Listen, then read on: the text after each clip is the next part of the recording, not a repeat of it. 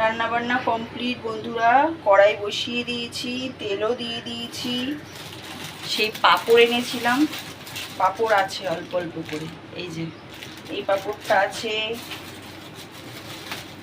তারপরে হচ্ছে বেরোচ্ছে না, এই পাঁপড়টা আছে, তাই ভাবলাম একটু ভাজি।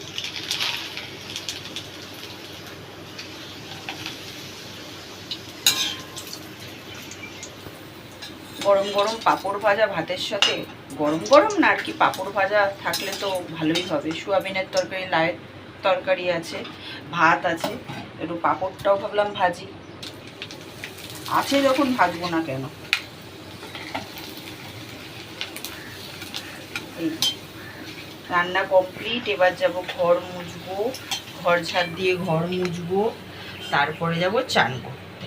আমি ভাবলাম যে এখন একটু মাথায় তেল দিই অন্তত চুলটাই। দেখুন এই লাইটটা পড়ছে।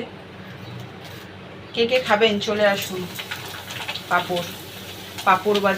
পাঁপড় ভাজা খাইতে মজা। রান্না কমপ্লিট হয়ে গেছে, দেখাচ্ছি। পাঁপড়টা ভেজে নিই। অল্প একটু লাইট তরকারিটাকে কতটুকু হয়ে গেছে দেখবেন, কতখানি করেছি, হয়ে যাবে খাওয়া। এখন ফিলহাল পাঁপড়টা ভাজি। ভাবছি এই সাদা পাঁপড়টাও ভাজি, আর ওই সবুজ রঙের পাঁপড়টা, ওটা মনে হয় ম্যাঙ্গো, মনে নেই, ওটা আমের মনে হয়, আমের আছে, আমের। বেশ খারাপ না পাঁপড়গুলো। এই যে সবুজ পাঁপড়টা। কে কে খাবেন চলে আসুন। পাঁপড় ভাজা খাইতে মজা, পাঁপড় ছাড়া হবে কি করে, তাই না? কি গরম, কি গরম। আমের টক আজকে করিনি, আর চাটনি আছে, সে মার আচার বানিয়েছিল, আবার নিয়ে এসছি, গিয়ে কিনে নিয়ে আসি আমি।